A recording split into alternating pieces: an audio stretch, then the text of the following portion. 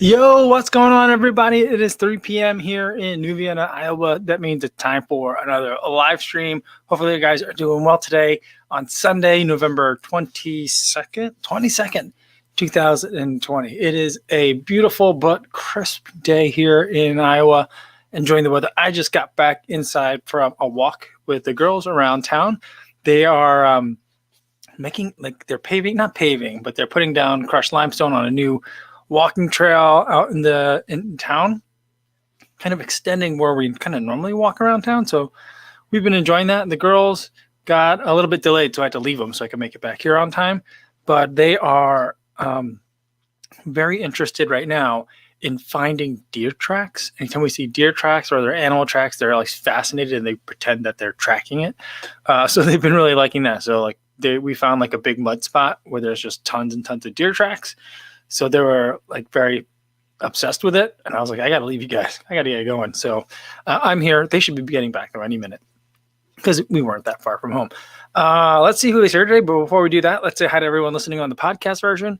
What's going on, everybody? Hopefully you guys are having a good run. And for those of you watching this after the fact on YouTube, thanks for tuning in. You can always feel free to chime in the comments down below as well. I'll still be able to interact with you guys. It just won't be in real time.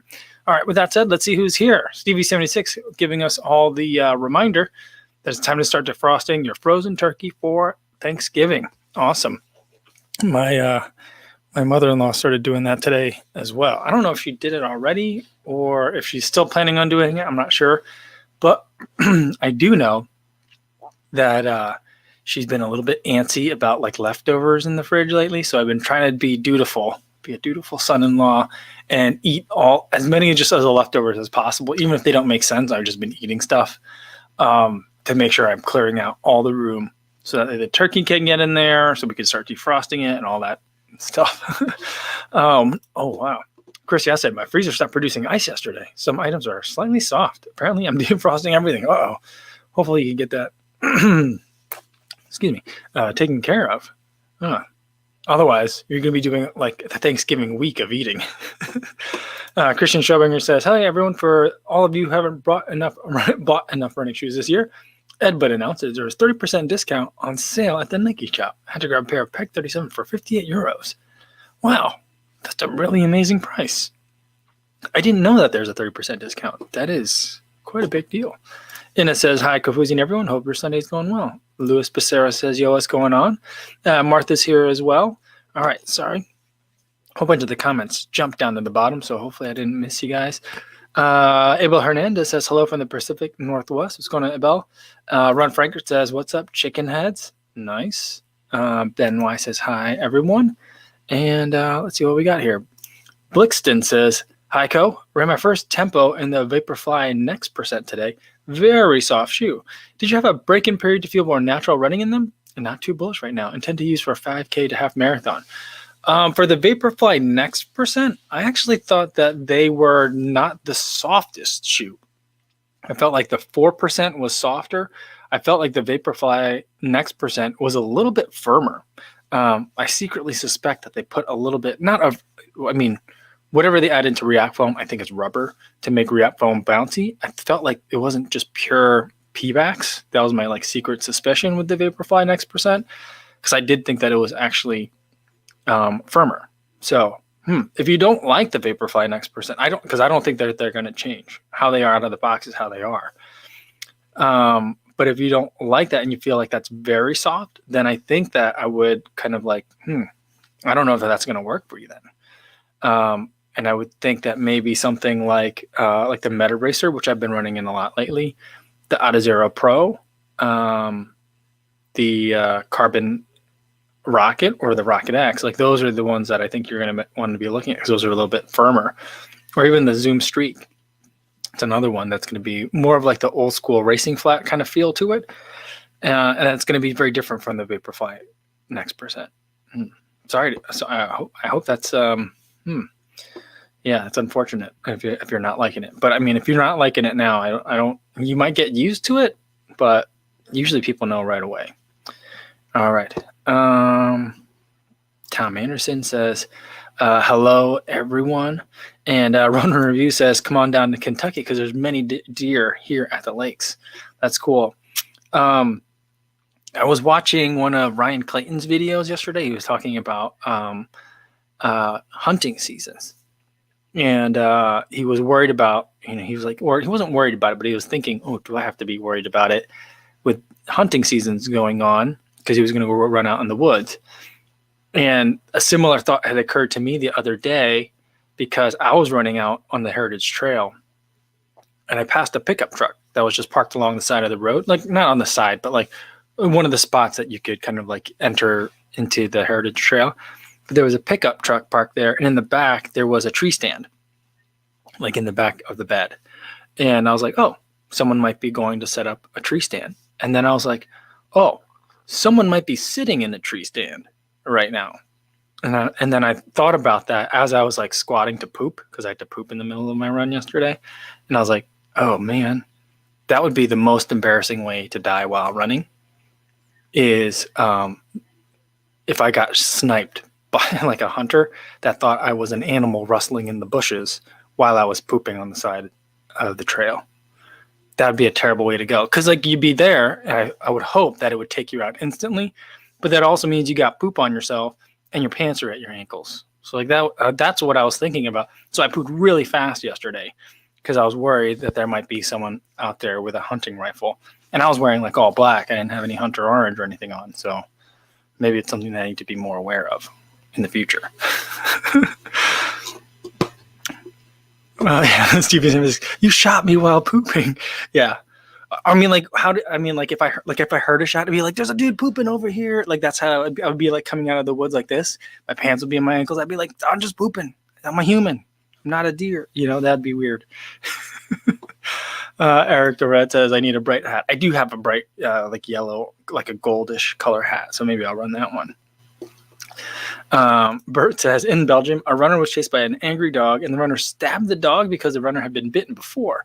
There's a police search and social media hunt out for this runner now. Wow, that's crazy.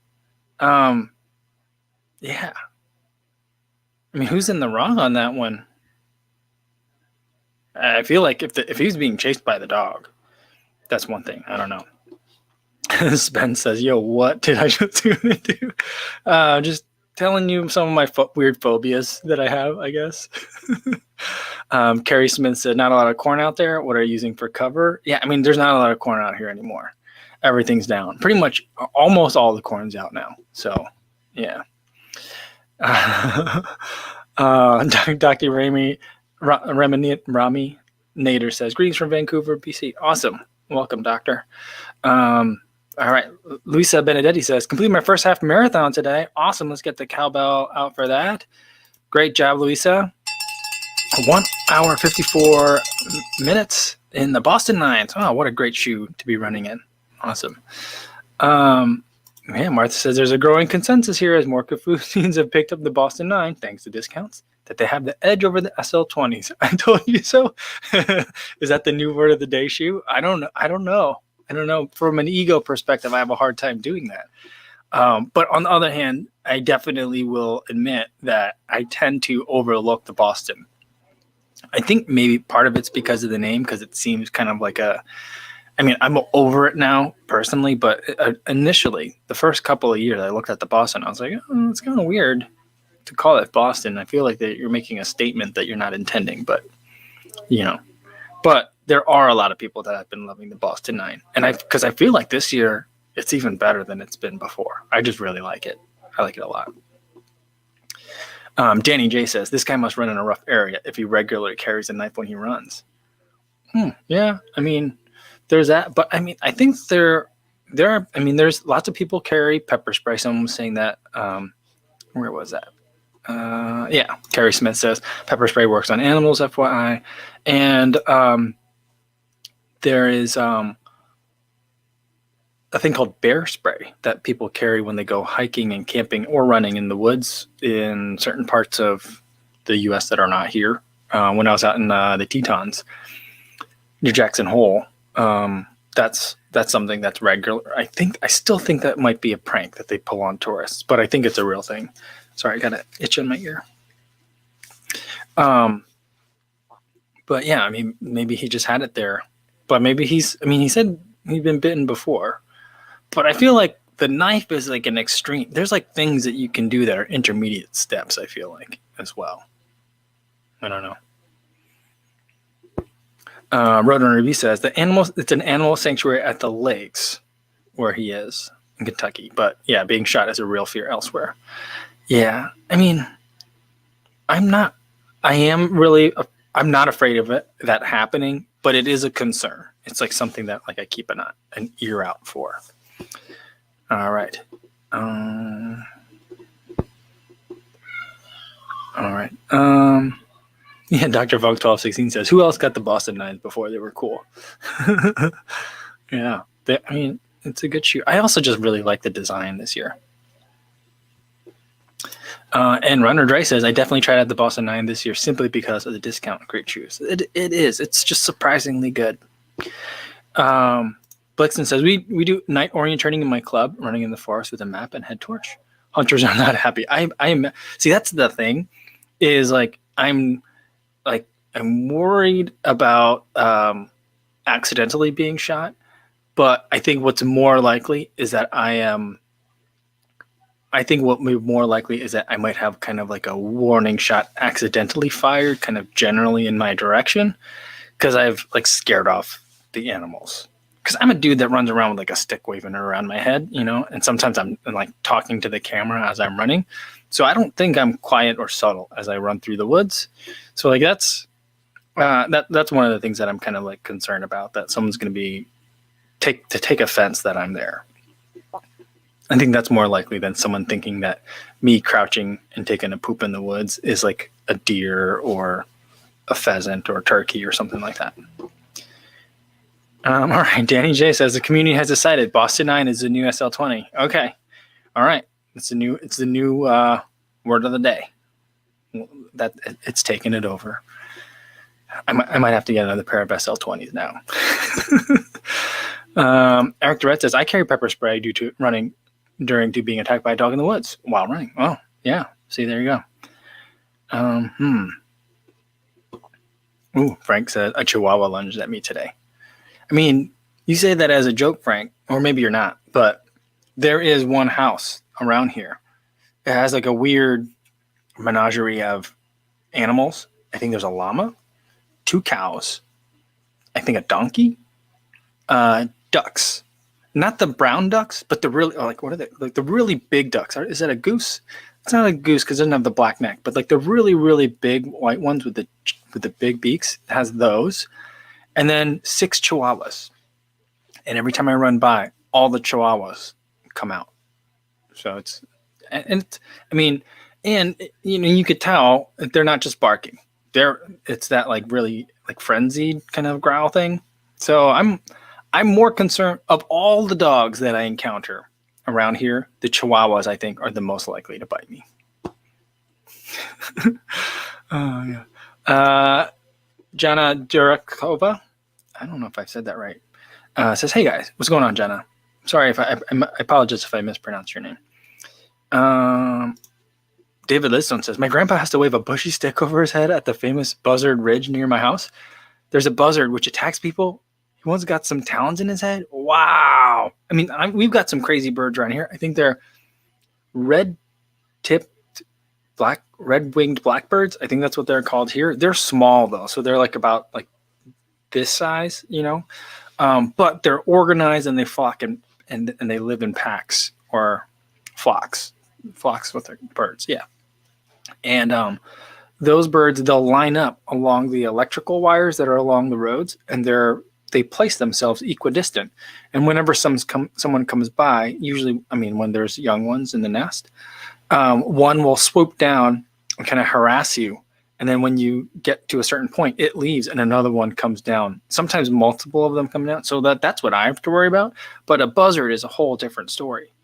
There's also hawks and some bald eagles in this area that are like native to the region. And not so much here, but when we were over at the other house in Guttenberg, it's right by the river. And I think that's where they fish. But when we were living over there in June and we would see the hawks and sometimes they would circle us. And I was like, is it because I got a little one here? I'm like, are they circling because of the baby, or are they just circling because the winds are doing something? I never could figure it out. So that always had me concerned. So let me fix this. There we go.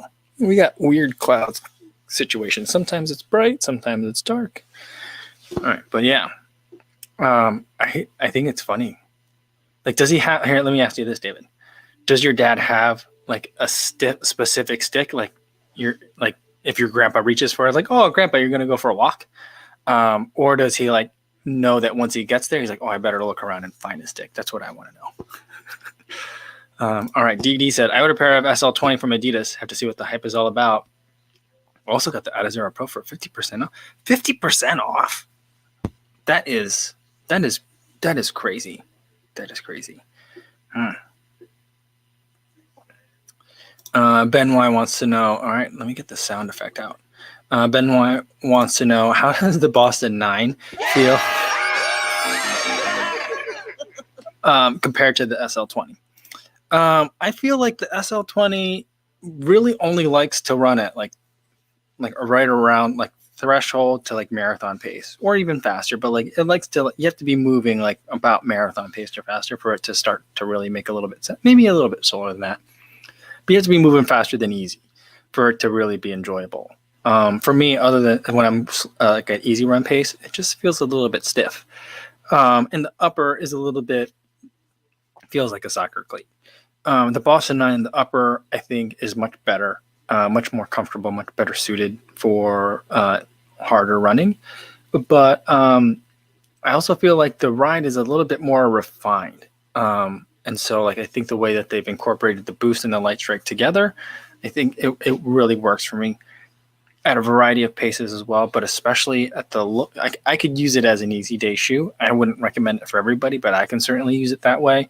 But I can also definitely use it for my speedier days as well. And so I think that's like, it just feels more polished.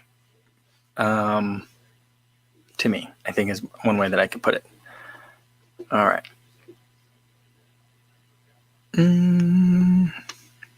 Spence Holmes says, y'all keep talking about Adidas.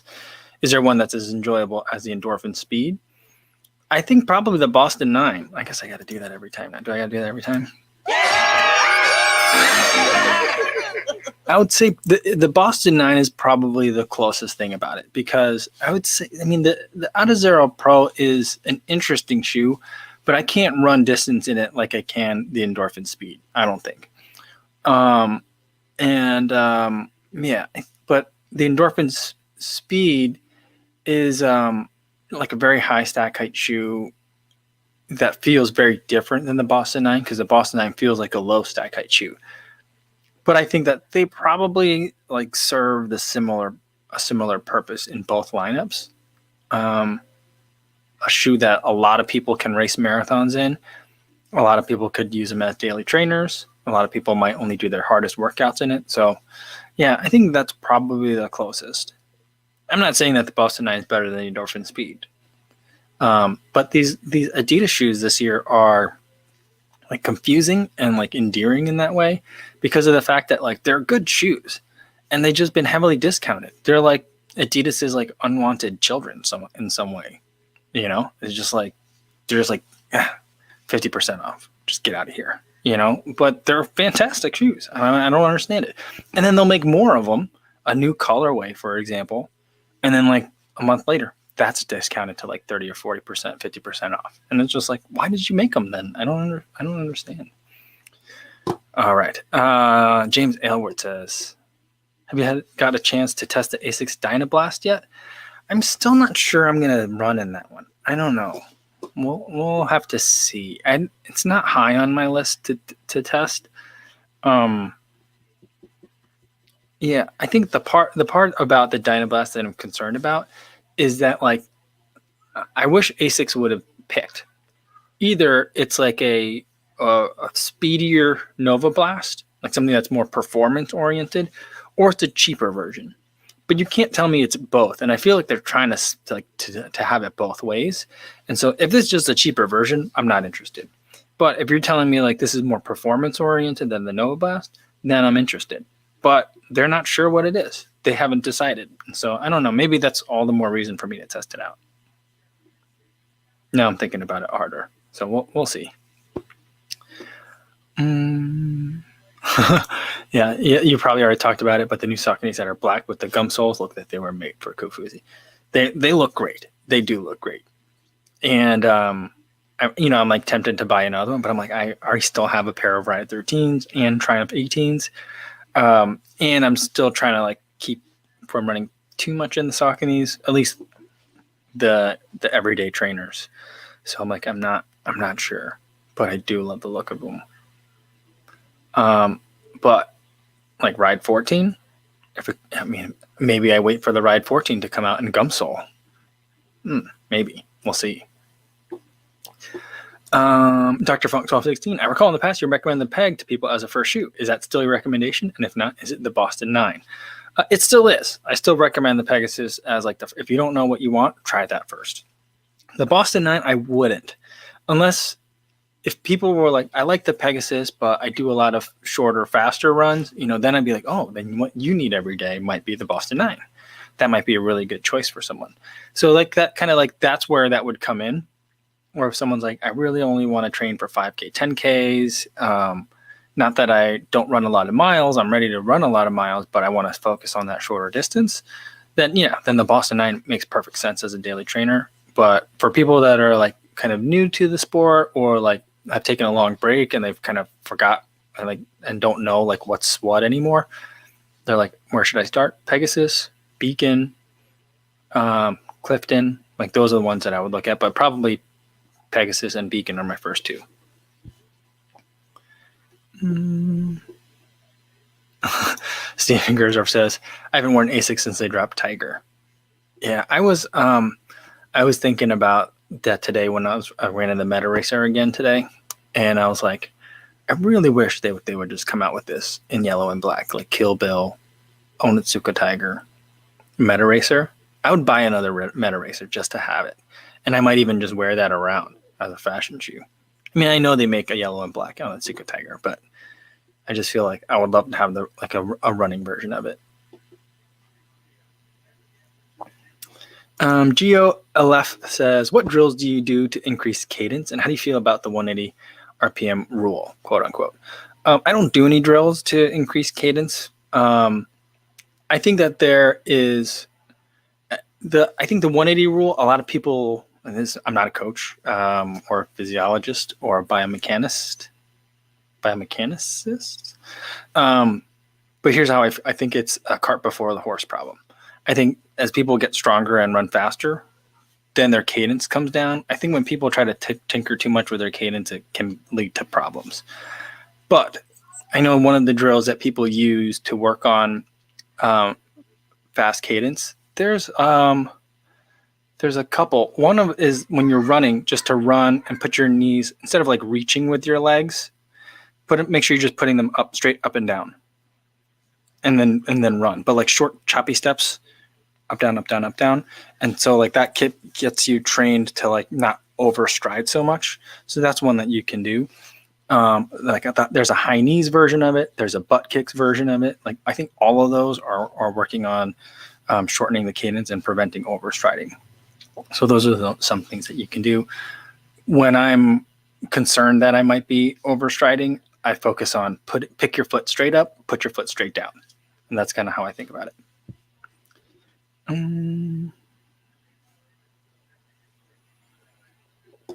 Let's see. Blixton says, still waiting for a new wave of 25 millimeter stack height shoes that adhere to the new World Athletics rules. So few options right now, except spikes, but for 10K on a track. I didn't know. I don't pay as much close attention to the track rules on stack height. So that'll be interesting. I'll have to look deeper into that. Interesting.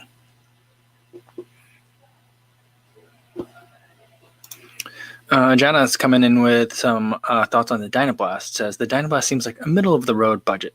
Can't afford Nova Blast, but the Road Blast doesn't seem like enough.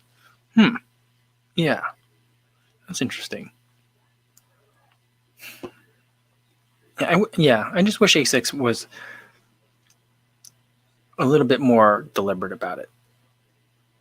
It really seems like they wanted to make 3 different price points on Fresh FF Blast, and then we're trying to figure out a way to market it.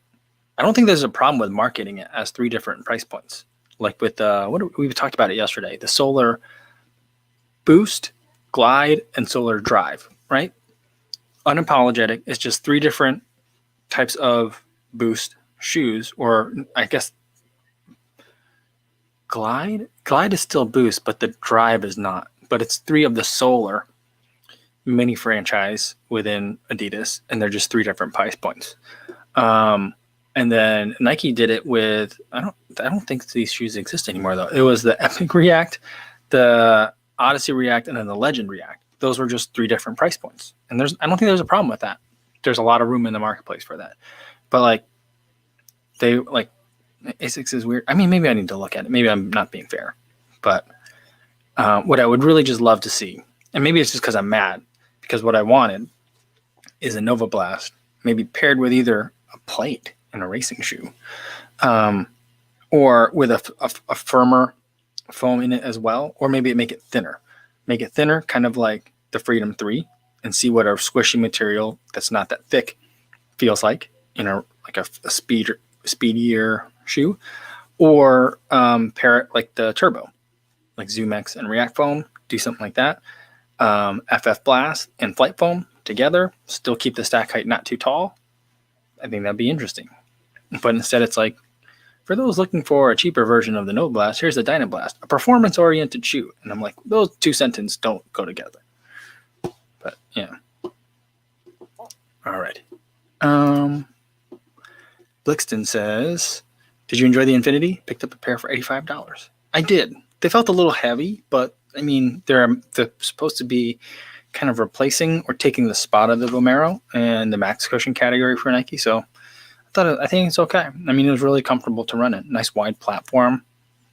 Had the guide rails. It was nice. Lewis says, bubblegum versus Wrigley Double Mint.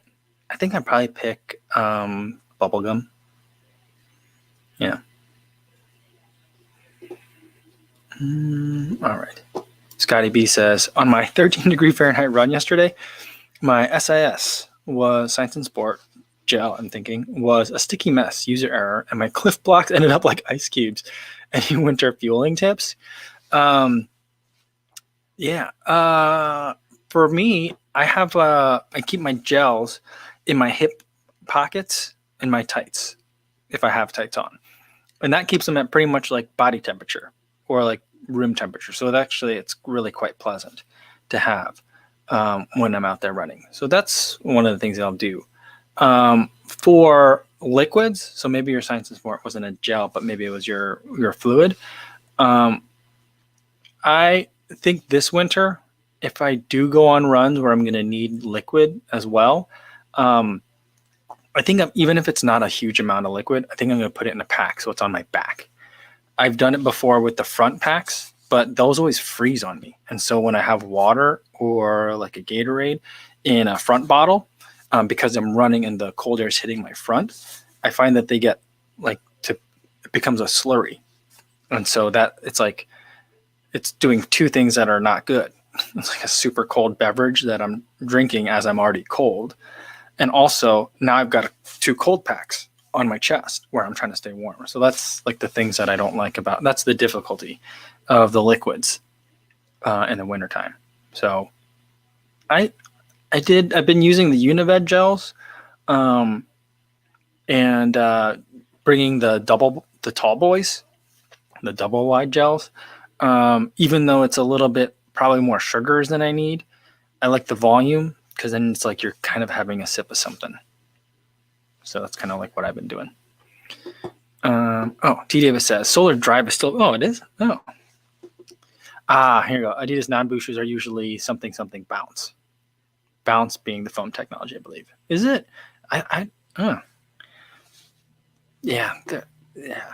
so many like terms to decipher, but that makes sense. James Elward says, ASICS Kofuzi Blast, a collab I would love to see. Here's the thing. Sometimes I think like, oh man, I would love to collab on a shoe.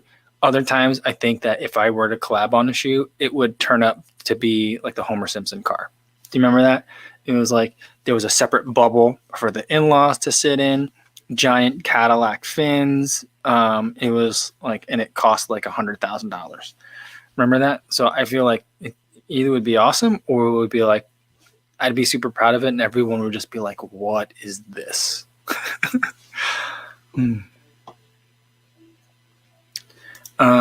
And it says, I was looking at the running watch reviews for my daughter's boyfriend today.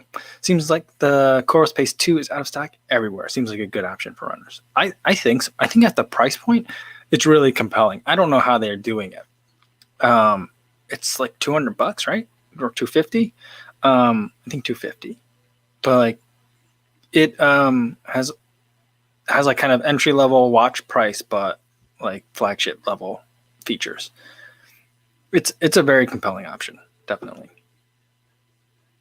Martha likes cinnamon gum over anything minty. See, I'm the opposite. I don't. Cinnamon is a flavor that I don't love. I like it in pie. That's about it. But like, yeah, I'm not a big fan of cinnamon. My mother-in-law makes these things like she calls them. They're called egg pancakes.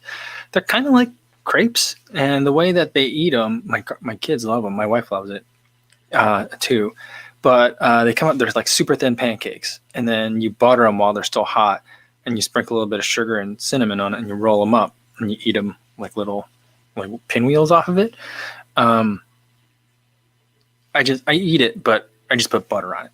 Sometimes I put like nut butter in it, like almond butter or sun butter, you know. But the cinnamon, I'm just like, I'll put cinnamon on yours for my kids, but I'm not going to eat any on mine.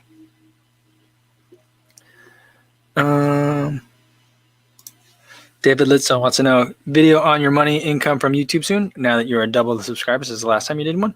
Yeah, I usually do it at the beginning of the year, so that way I have like the full calendar year of stats. So yeah, that'll be coming. All right, cool. Sean Paul says, Edward was wearing a non-elite shirt today, so I bought one. Oh, awesome. Thanks, cool Sean. Very cool. All right. There, we saw something from Shannon. Let's get to that one. Where did that go? Oh, so you'd probably be the first out on the cinnamon challenge. Go, yeah, I wouldn't even try. I'm like, I'm not doing that. Especially when I already know how people react when they do it. So like knowing those two things, like how much I don't love cinnamon and what happens to people when they try it, there's no way I would try that. Dr. Funk 1216 says, can I pitch a video idea? If you can make a Kofuzi shoe where you mix and match upper, midsole, outsole from different shoes across different companies, what would you go with? Yeah, you know, again, I feel like if I did that, though, I think that either be awesome or it would be Homer Simpson car. And I'm afraid of which way it would go because I wouldn't know which one it would be. And then I'd have to put it out there and then everyone would be like, whoa, this guy's a moron. I don't know, it's probably likely that people would say that. So I don't know. But the other thing is like, I'm very happy to not be on the creative side of making shoes. You know, I have like things that I'm creative with, but shoes, I'm not. I don't know why. Like I've never like drawn a shoe and said, this is what it should look like or anything like that. I know what I like when I see it. I know it, but I've never had a real burning desire to make a shoe, except when it comes to this flight foam stuff though. So maybe that's what it would be. Maybe, but like, I don't know how it would. I would have to draw it myself too, and that would be a disaster. That'd be funny. All right. Blixton wants to know, are you interested in the On Cyclone or Solomon Index 0.1, the subscription recycling of the shoes? Yeah, I'm definitely interested in both. I want to try and pick them both up. I'm double interested in the On shoe because it doesn't have clouds. And I first ran in the On shoe late last year. The Cloud Flow before the new one came, or right around when the new one came out. And I was like, I don't love this shoe. But I do think what'll be interesting is when On leaves the cloud gimmick and it just makes shoes that are good. Then I think On will really take off. And I'm hoping that this is the beginning of that. Oh, Carlos Herrera. Was the car called the Homer? Was it? Was it really called the Homer? That's funny. I don't remember that.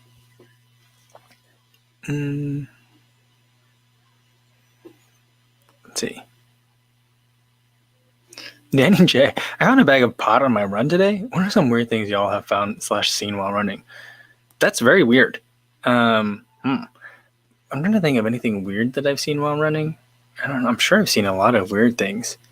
I think for a lot of people, I'm the weird thing that people see while running. That's kind of how I feel about it. Here's an idea that I really want to do, but again, like coming back to the hunting issue, I think that it'd be a terrible idea. Before coronavirus happened, I was thinking that this Halloween, or maybe this summer, I was going to buy like a $300 full fur Chewbacca costume and just run down the Riverwalk with it in full tourist season and just run. And then I was also going to buy the little, you ever seen those Yoda backpacks? It looks like Yoda's hanging onto your back, and run with Yoda on my back as a full Chewbacca. So I was going to do that. But then, things changed. And so I couldn't do that this summer or even this fall. Then I was thinking, you know what? I should get that Chewbacca costume and run through the woods here, maybe during like camping season. Just to see if will people think that they saw a Yeti or like a Bigfoot or Sasquatch? I was thinking about doing that. And then I was like, if I do that around here, I will for sure get shot by someone. Because then people will be like, I don't know what that is, but we got to take it down. So I just feel like, yeah, I would love to be able to run with a big Chewbacca costume. One thing I was going to do also was on the 6th. Yeah, I can't remember what Brian said. This is the same guy I worry about getting shot. Yes. You'll definitely get shot wearing that costume in the woods. Yeah. You guys definitely, yeah, that's where I ended up on it. So I'm not buying the Chewbacca costume. But last Halloween, I had bought not an elaborate, but a decent Darth Vader costume. Oh, it wasn't for Halloween. I was going to run the F3 Winter Half Marathon in a Darth Vader costume, like a full helmet, cape, and everything. And I wanted to test out the costume before I actually ran in it. And I was going to run just along the lakefront. I think along the lakefront. I've done it as a stormtrooper on the 606, but I was thinking I was just going to buy the lakefront just to get a test run in. And I was all dressed up, and I was about to head out the door, and my wife was like, "You are not going out like that because you're going to surprise someone on the road, and you're going to startle someone, and then you're going to get beat up, or someone's going to freak out and maybe call the cops or something like that." She was really worried, and I was like, "You're overreacting." But she had such a strong reaction to it that I was like, "Fine, I won't." And so I didn't do that. I returned the costume. I feel like there's no way my wife would let me leave the house with the Chewbacca costume around here. Yeah, Dr. 1216. Can I picture next year's May the 4th video then? Running a Chewbacca costume. Yeah, I think maybe I'll do it somewhere. Maybe I'll do it in in an urban area. Hopefully I'll be back in Chicago and I'll do it then, But yeah, that's what I want to do. Steven Gersdorf got a weird running story. Says, it was a 100-degree Fahrenheit day, out of water on the road, and I saw a lemonade stand with a large jug of icy lemonade inside with 2 glasses, one for me and one for my partner. I swear it was real. That's funny.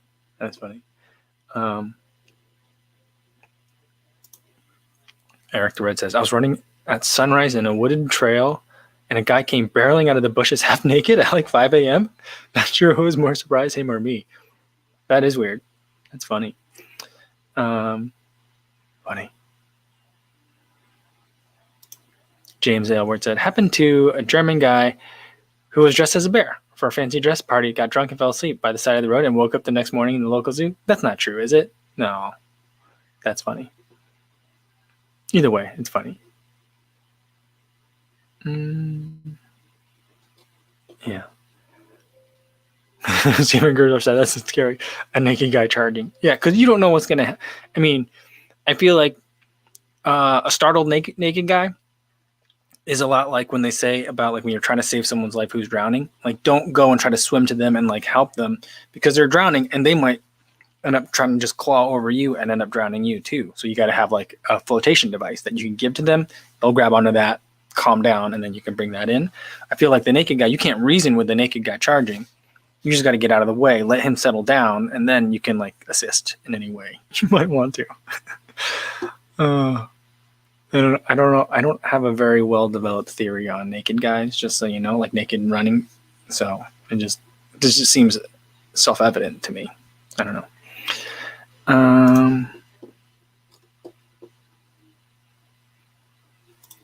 I once found, quote unquote, someone sleeping in a zipped up sleeping bag in the middle of a forest, no tent, just on the ground. That was a friggin' wrapped up corpse at first until they moved.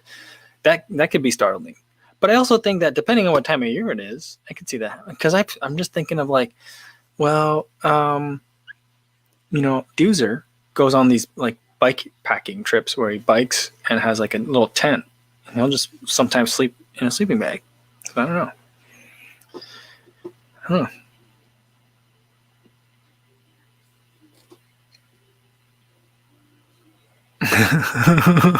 Danny J says, is that a good way to get out of a fight? You know you'll lose. No one's going to hit a naked guy, especially if just pooped in the corn. Yeah, but I feel like there's probably other ways to concede with a little bit more dignity than that. I don't know. Maybe there isn't. But I guess if all else fails, try it, right? But then if it doesn't work, then you've gotten beat up and you're naked. So then that's like an insult to injury. Frank says, I keep finding wallets and really hard to get places in the mountains.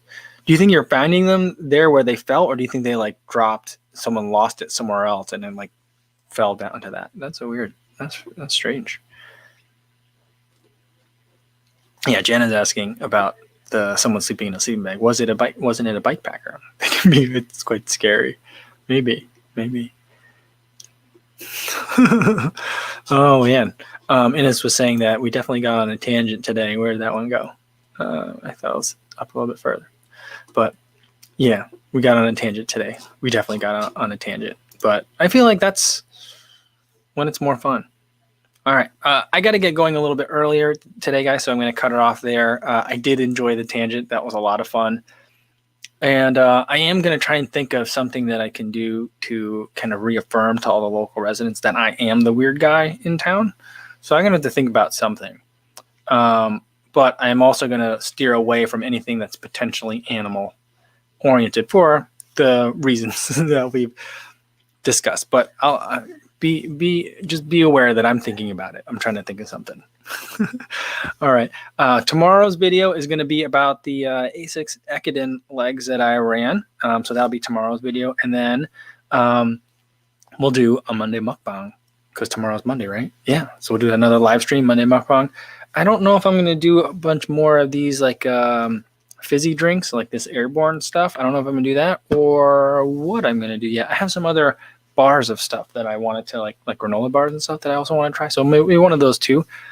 But either way, it'll be fun. So hopefully I'll see you guys there. I had a great time today, everybody. Hope you guys stay safe out there on your runs, and I'll see you guys in the next one. Thanks.